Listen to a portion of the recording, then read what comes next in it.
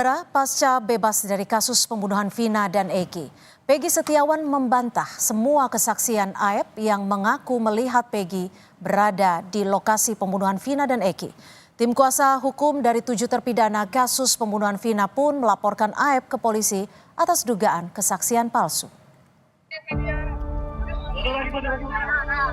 Nama Peggy Setiawan terseret dalam pusaran kasus pembunuhan Vina dan Eki atas kesaksian Aep, saksi kunci yang memberikan informasi awal tentang pelaku pembunuhan Vina dan Eki kepada Ibtu Rudiana. Sebelum Peggy dinyatakan bebas dalam sidang pra-peradilan, Aep mengaku melihat Peggy Setiawan dan motornya di lokasi pembunuhan Vina. Kesaksian Aep juga ada dalam berkas salinan putusan 2017 lalu. Disebutkan jika Aep dan Deden melihat Vina dan Eki berboncengan melewati jalan Saladara. Aep juga mengaku melihat geng motor mengejar dan melempari motor Vina dan juga Eki. Saya lagi di warung, terus ada pengendara motor yang berpakai seragam yang bertulisan ekstisi itu lewat, terus langsung dilempari batu. Tuh di situ dilempari batu, terus dikejar-kejar tuh, baru ketangkep. Tuh. Itu dia menanyakan apakah saudara kenal sama orang ini. Ya saya mengenalinya, cuman saya tidak tahu namanya. Gitu. Terus motornya apakah tahu motornya? Saya sebutkan ya saya tahu motornya apa, Smash gitu saya. Smash warna pink. Peggy membantah semua kesaksian Aep dan mengaku tidak mengenal Aep. Peggy memastikan dirinya berada di Bandung saat Vina dan Eki dibunuh. Dan pernyataan ini dibuktikan dengan sejumlah saksi yang menguatkan dirinya dalam sidang pra-peradilan. Dengan Aep, ada kesaksian terkait waktu itu. Tanggapan Anda sendiri setelah Anda bebas dari pra-peradilan, apa yang Anda ingin tanggapi dari kesaksian Aep tersebut? Ya, terus pertama tuh sangat disayangkan sih kesaksian Aep tuh ya benar tidak bermoral gitu. Kesaksiannya itu palsu banget. Secara misalkan dia mengatakan bahwasanya melihat di balik kejadian itu ada saya. Nah itu logikanya di mana loh? Soalnya saya kan lagi dikerja di Bandung. Saya punya saksi di Bandung tuh banyak loh. Sama teman-teman keluarga sama yang lain. Bahkan mempunyai rumah juga ada. Nah itu yang saya sayangkan seperti itu sih. Tapi secara pribadi, personal, apakah Kang Peggy sendiri mengenal Aep atau tidak? Sama sekali tidak pernah kenal sih. Tidak pernah kenal sama sekali. Jurnalis Kompas TV, Masni Rahmawati, sempat menelusuri warung tempat Aep diduga membeli rokok dan melihat peristiwa pengejaran Vina dan Eki dengan geng motor. Dari penelusuran Google Maps tahun 2016 silam, tidak ditemukan ada warung kopi dan fotokopi di dekat lokasi Aep bekerja. Jurnalis Kompas TV juga memastikan ke warung di sekitar Jalan Saladara. Namun, sejumlah pedagang mengaku tak pernah berjualan hingga malam hari.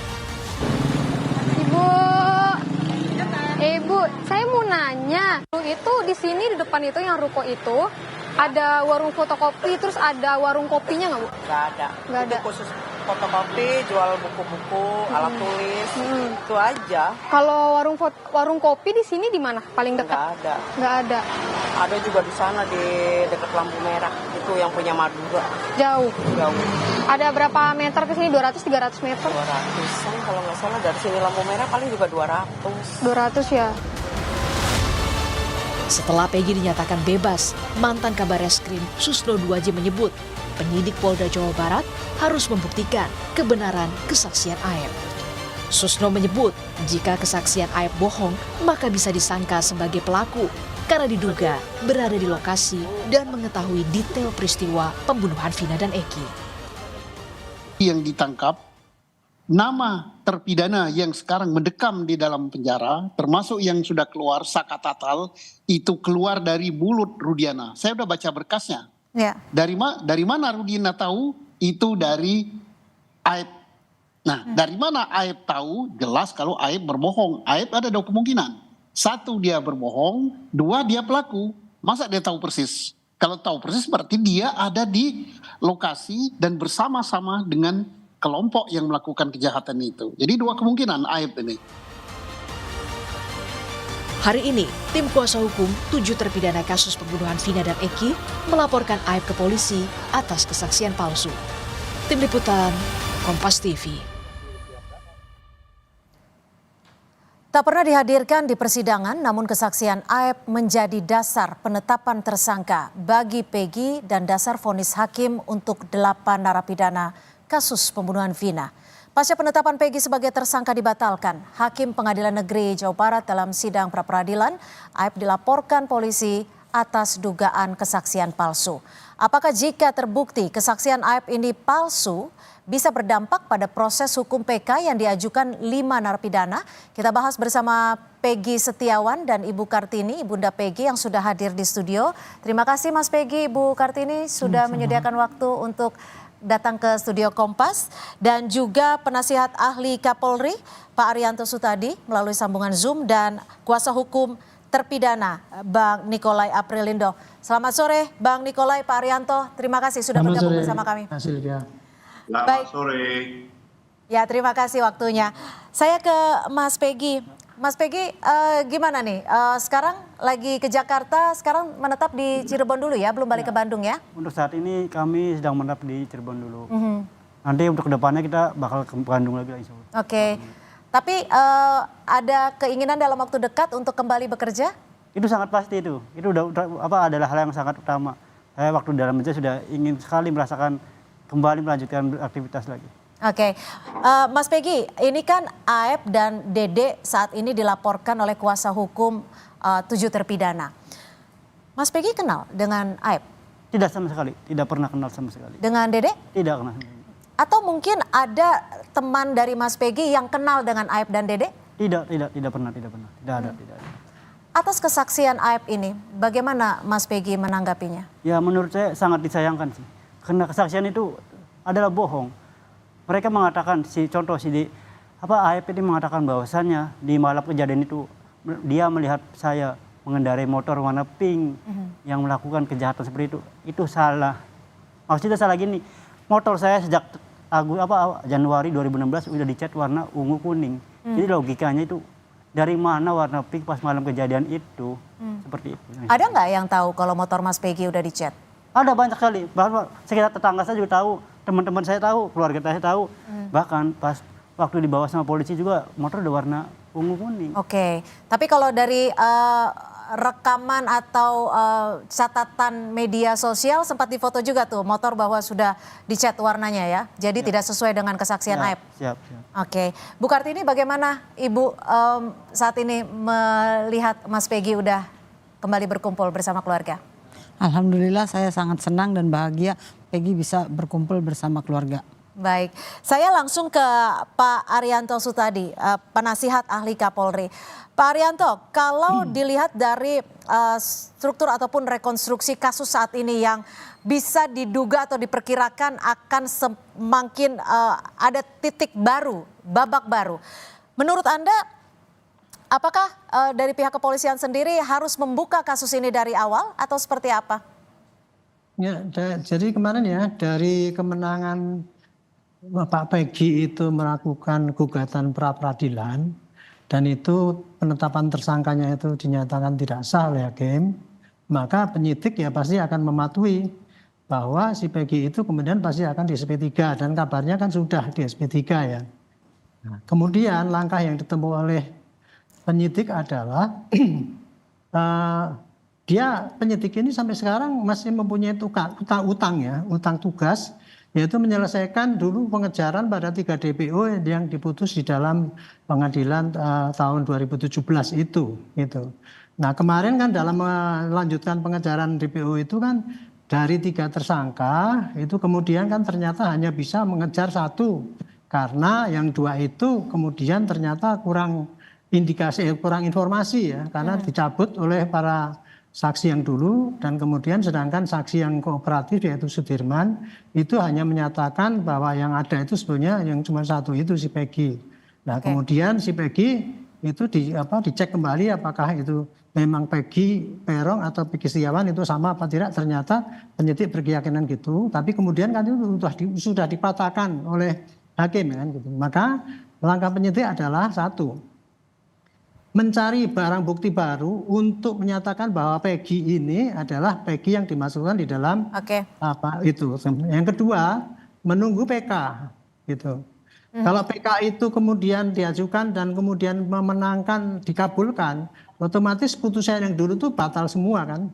Oke. Berarti dia akan mengatakan penyidikan ulang kasus yang dulu itu.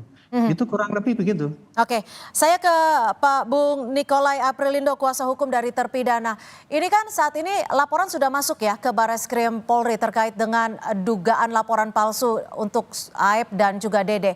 Apa yang menjadi dasar kuasa hukum melaporkan Aep justru setelah putusan pra-peradilan membebaskan Peggy? Jadi gini ya, keterangan Aep ini tidak serta-merta. Keterangan Aep ini dipakai dasar oleh Ibtu Rudiana untuk menangkap 11 orang pada saat itu. Dan kemudian akhirnya 11 orang dijadikan tersangka, kemudian diadili dan 7 orang mendapat vonis hukuman seumur hidup. Kemudian 1 orang karena di bawah umur sakat tatal vonis 8 tahun. Jadi awal muasal segala keterangan ini berasal dari Aep. Aep mengatakan bahwa dia menyaksikan, dia melihat, mengalami bahwa orang-orang itu ada. Dan kemudian Aep memberikan diminta oleh Ibtu Rudiana, Lalu, kalau orang-orang itu muncul, tolong beritahukan kepada saya, saya akan datang. Lalu ada tidak alasan khusus dari tim kuasa hukum justru melaporkannya setelah putusan pra-peradilan yang mengabulkan tuntutan atau gugatan dari Peggy Setiawan? Ada alasan khususnya bahwa ini ada benang merahnya berdasarkan putusan pengadilan negeri Cirebon pada saat 2016-2017 yang lalu, di mana pengadilan negeri Cirebon kan menyatakan ada 3 DPO. 3 DPO ini putusan pengadilan ya yang sudah inkrah, menyatakan 3 DPO. 3 DPO itu termasuk di dalamnya ada nama Peggy Perong, Peggy alias Perong. Tapi ternyata kan saat ini yang ditangkap, ditersangkakan kan adalah Peggy Setiawan. Dan itu terbukti bahwa itu error in persona. Kemudian oleh hakim dibebaskan. Nah ini ada benang merahnya di situ. Jadi keterangan yang diberikan oleh penyidik Polda Jabar pada saat ini dipakai juga keterangan pada saat 2016 yang lalu, khususnya dari Aep, tambah lagi Sudirman, bahwa Peggy itu ya ini. Nah permasalahannya Aep waktu itu menyatakan bahwa dia melihat secara langsung kehadiran Peggy, peran Peggy dan sebagainya di tempat kejadian perkara. Anehnya bagi kami dalam logika hukum yang waras, akal sehat kami menanyakan mana mungkin ada para tersangka atau para pembunuh, para penjahat habis melakukan suatu kejahatan, mereka kembali ke TKP untuk berkumpul. Itu sama dengan bunuh diri, dan sama dengan menjebak diri sendiri untuk ditangkap. Kan tidak mungkin itu terjadi. Gitu. Oke, saya ke Mas Peggy. Mas Peggy, ini kan ada kesaksian Aep yang memang diduga palsu seperti itu. Kalau dari Mas Peggy sendiri melihatnya kesaksian dari Aep dan Dede ini murni atau ada hal lain? Atau mungkin dalam tanda kutip diarahkan? Saya kalau perihal itu saya tidak mengerti. Yang jelas pernyataan Aep itu salah dan pernyataan Aep itu tidak benar. Saya bantah itu. Kalau saat ini para terpidana sudah melaporkan Aep dan Dede atas dugaan laporan palsu, apakah hal serupa akan dilakukan Mas Peggy? Insya Allah rencananya saya dan tim kuasa hukum rencananya akan berusaha untuk ya kembali melaporkan si Aep. Namun saya pribadi nanti koordinasi lagi sama pihak kuasa hukum. Tapi saat ini ada tidak langkah-langkah yang sudah disiapkan oleh Mas Peggy dan juga tim kuasa hukum terkait penetapan Mas Peggy sebagai tersangka yang terdahulu? Perihal itu saya kurang mengerti soalnya nanti aja tanya ke pihak kuasa hukum saya. Baik, saya ke Pak Arianto tadi. Pak Arianto, kalau Anda melihat rekonstruksi kasus ini, apakah laporan dari ketujuh narapidana dan juga rencana untuk menjadikan PK peninjauan kembali ini bisa terjadi atau bisa terungkap? Ya, saya kira itu langkah yang tepat ya. Dari semula ya, ada kemelut ini mengenai bincang-bincang mengenai pengadilan sesat yang dianggap tahun lalu itu terjadi, tindakan polisi yang dianggap itu amburadul itu. Langkah yang tertepat daripada pihak-pihak yang merasa dirugikan dari putusan pengadilan itu adalah mengajukan PK. Hanya itu yang bisa merubah putusan yang dulu sudah inkrah itu gitu. Dan kemudian kalau kemarin pada penjeratan si Peggy itu langkah paling tepat adalah mengajukan pra peradilan. Nah sekarang kan pra peradilan sudah berhasil nih. Kemudian dari situ terkuak bahwa keterangan si Aep itu dibilang bohong. Ya laporkan saja, itu nanti kan diperiksa. Apakah dia itu memang terbukti palsu laporannya apa tidak. Kalau laporannya terbukti palsu, otomatis nanti itu jadi temuan baru kan. Jadi kalau untuk penyidikan awal dibuka kembali, apakah bisa dilakukan saat ini atau menunggu jika memang ada peninjauan kembali? Ya nggak bisa dong penyidikan awal dilakukan sekarang, itu namanya menghina pengadilan. Namanya penyidik menghina, tidak mengakui peradilan di Indonesia ini yang berlaku. Karena peradilan di Indonesia yang berlaku ini apabila sudah diputus inkrah, itu satu-satunya jalan untuk membatalkan putusan itu hanya melalui PK. Nggak bisa pakai pencari fakta, mencari reka ulang, audit investigasi. No way bagi saya itu. Pertama dulu patahkan dulu, setelah itu kalau memang itu salah, baru penyidikan ulang. Baik, itu. jadi ada ketetapan hukumnya seperti itu ya? Itu. Baik, Bung Nikolai, ada rencana untuk melakukan peninjauan kembali? Jika memang ada, apa bukti-bukti baru yang Anda siapkan? Kalau peninjauan kembali itu dari awal para keluarga terpidana datang kepada kami setelah kami membaca fakta, bukti, putusan dan sebagainya, mencari keterangan saksi dan sebagainya, kami memang sudah berwacana, berkesimpulan bahwa ini harus PK. Dari awal itu, dari bulan Juni itu kami sudah ada bukti-bukti barunya? Sudah ada. Ada berapa poin kira-kira? Ini. Ya? Ada berapa bukti-bukti baru yang disiapkan?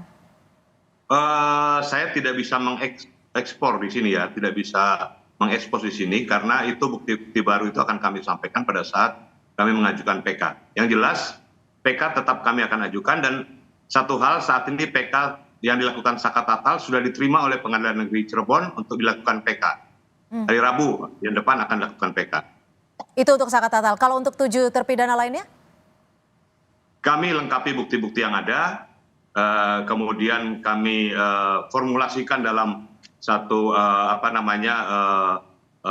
memori PK, dan kami akan ajukan itu. Oke, sudah ada target waktu kapan untuk mengajukan PK ini? Paling tidak minggu depan. Minggu depan, baik. Mas Peggy, terakhir, apa yang Mas Peggy harapkan usai penetapan dari gugatan pra peradilan ini dikabulkan? Harapannya terutama saya tuh semoga saya bisa terus kumpul bersama keluarga dan saya bisa kembali hidup seperti sedia kala lah, bisa mendapatkan keadilan, dan supaya semoga aja ya kejadian ini tidak terjadi lagi, tidak terulang lagi pada saya maupun kepada orang-orang lain yang mungkin masyarakat kecil itu yang tidak mampu, tidak ngerti hukum, yang tidak mampu dalam dunia ekonomi itu seperti itu. Baik. Terima kasih Mas Peggy Setiawan sudah bergabung bersama kami di Kompas Petang, dan Ibu Kartini terima kasih sudah jauh-jauh datang dari Cirebon ke Jakarta. Terima kasih sekali lagi. Dan terima kasih Pak Haryanto Sutadi, penasihat ahli Kapolri. Boleh satu hal Mbak? Ya, silakan singkat saja. Ya, singkat. Salah satu novum yang akan kami ajukan juga pernyataan Kapolri bahwa penyidik yang melakukan penyidikan pada saat itu sangat tidak prosedural dan tidak melakukan scientific crime investigation. Itu diakui oleh Kapolri, diucapkan oleh Wakapolri di depan Yudisium PTIK beberapa waktu yang lalu. Ini salah satu bukti bahwa memang ada kelemahan di situ. Saya kira itu. Jadi buktinya rekaman pernyataan Kapolri ya, salah satu novumnya ya? Salah satunya, ya. Baik. Terima kasih Bung Nikolai Aprilindo, kuasa hukum dari terpidana kasus Vina dan Eki. Terima kasih. Selamat sore. Selamat sore. Selamat sore.